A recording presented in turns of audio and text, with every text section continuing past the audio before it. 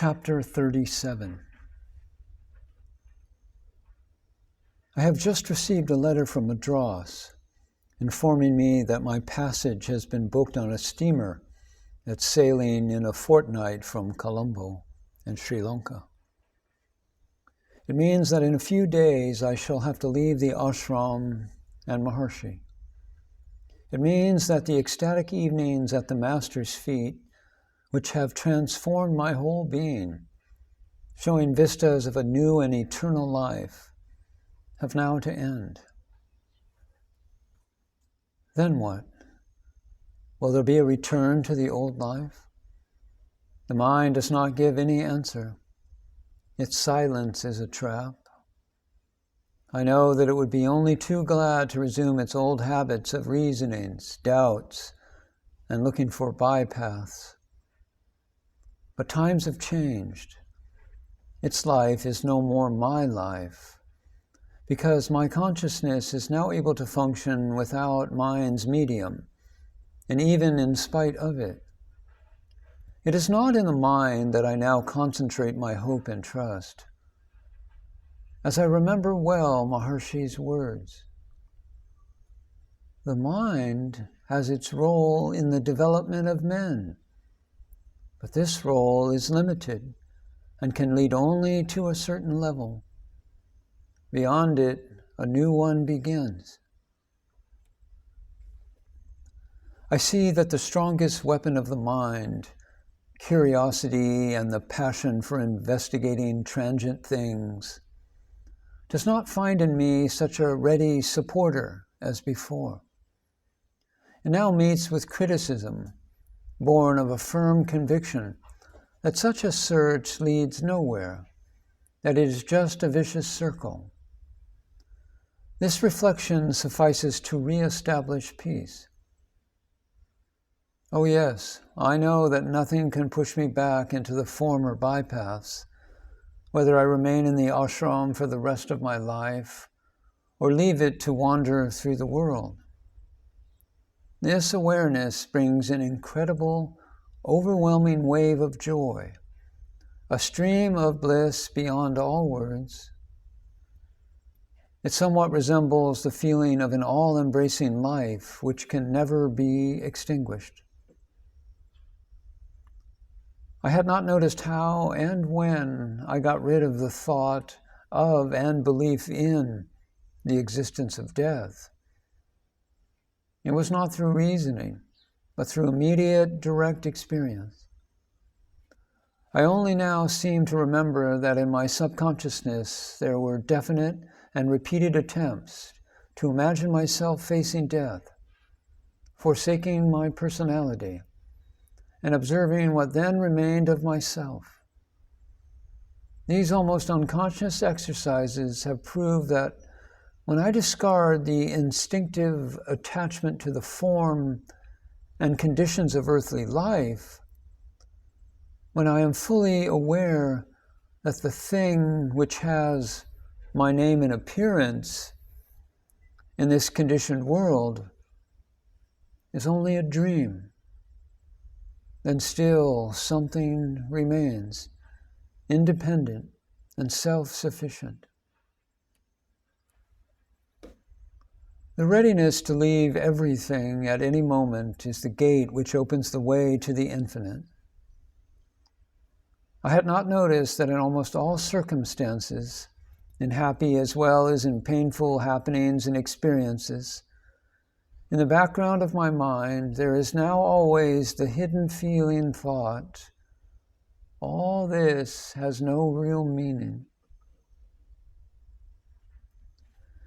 In what mysterious way the radiant vibrations of the consciousness of the saint had been penetrating into the darkest corners of my mind, so limited, narrow, and full of shadows, I did not know, nor did I see any reason to investigate.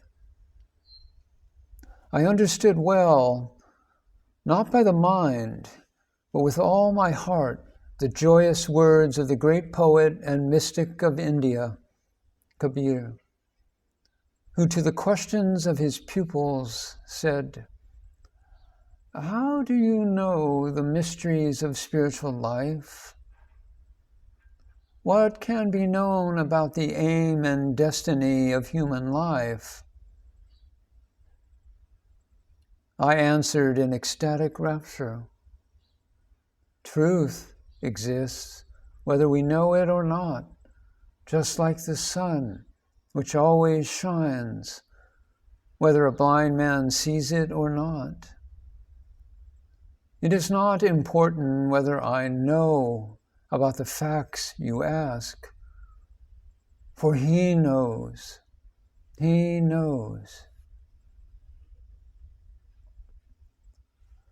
I remembered again from the biography of Maharshi that the life of Kabir had attracted his attention when he was a schoolboy of only 14, before he had met with any book about the higher spiritual life. My pain, felt some time ago at the very thought of separation from the Master, has now disappeared. Some of his words come to me in a strange way, not from without as if from another man, but from within, from the depths of my own being. Just now I used a wrong expression, for can one say there are other men? And immediately a correction came, and I grasped it and understood. How can I express my infinite gratitude for the immensity of kindness and assistance I am given? And once more the Master says without words or voice, "Why have you thought this? Do earthly parents expect gratitude from their infant children for all their love and protection?" The world does not know those occult ties between the sparks of consciousness, which on the physical plane take human forms. The world may even laugh at things which are beyond its comprehension, not being contained in the sphere of 3 dimensions, where weights and measures exist. Some years ago, my reaction would have been an inner revolt and criticism. Today, it is silence. This silence tells me that in every fellow man down here, the Master dwells, and that I should see Him in everyone's eyes. Where are all the differences when one abides in the land of reality? Who has ever seen a shadow there?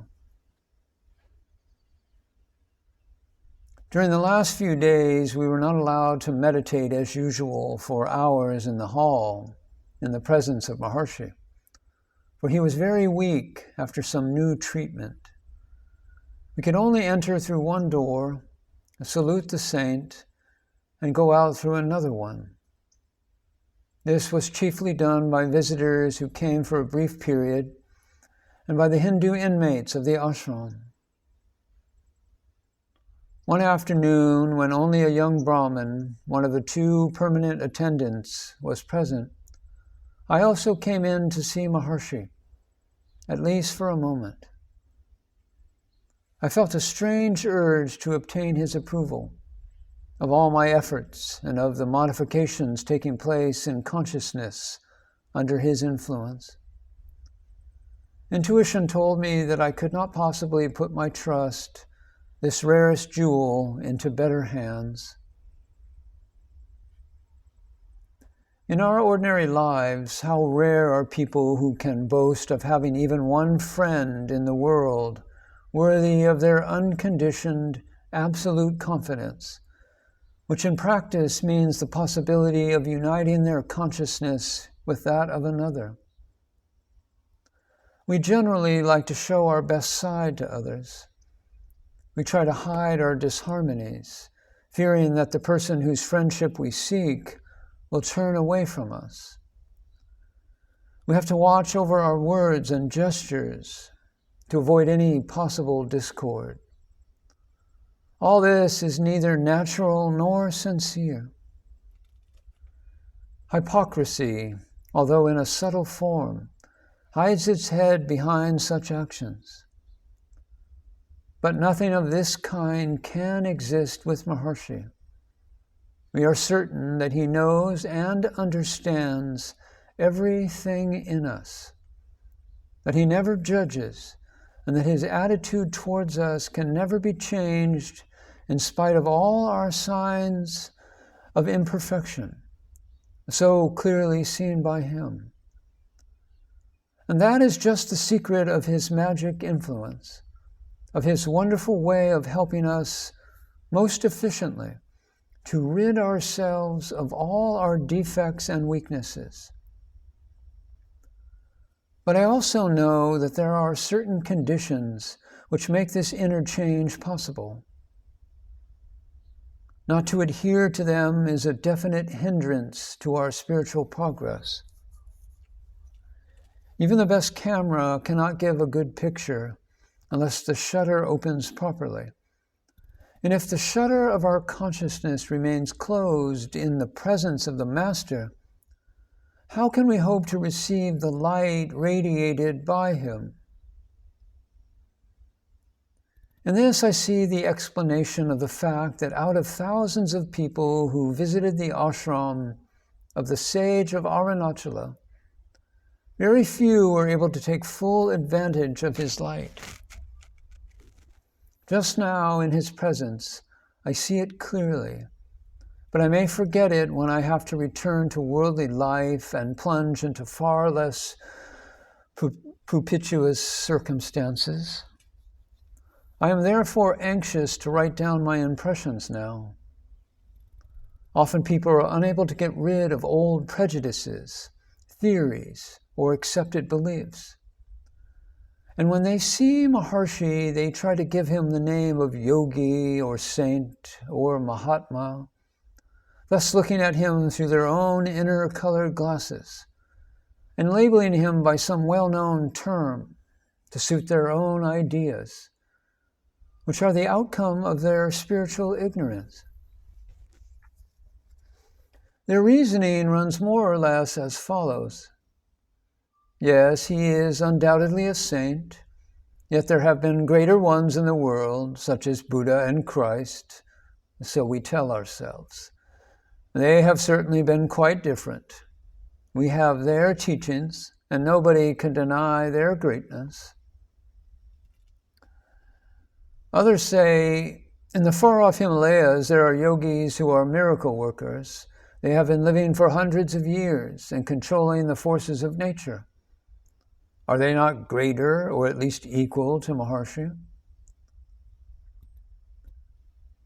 And so, instead of taking advantage of the living presence, they dream about other masters. To these people, I would like to say, was it not about such as you that Christ said, "Having eyes, see ye not? And having ears, hear ye not?" Not knowing anything about other great teachers, save secondhand information learned from books about them, written by their pupils or later historians, not having themselves seen those personages during their earthly wanderings, such people compare them with a living presence, whose mission is to give us the eternal truth in a form most suitable for our times. Finding themselves face to face with the dignified and venerable presence of Maharshi, unable to feel his spiritual magnitude and glory, they still seem dissatisfied, perhaps longing to see some supernatural phenomena, some dazzling light over the head of the sage, or the instantaneous healing of their physical bodies, so immersed in sin and selfishness as they are. And if these wonders did happen, they might still disbelieve and look for hidden electric wires and lamps as agents of the miracles performed, or attribute the healing to some new medicine recently taken.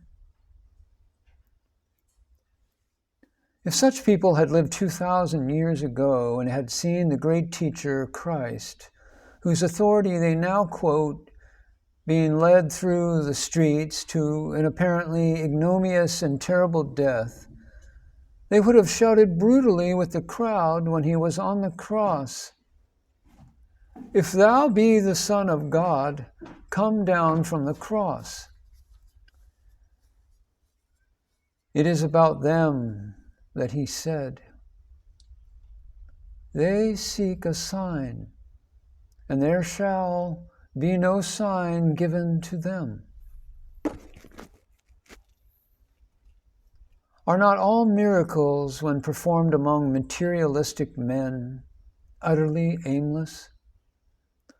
The reason why they take place so rarely and under peculiar circumstances seems clear to me. Providence only allows them to happen if their results can bring a definite good.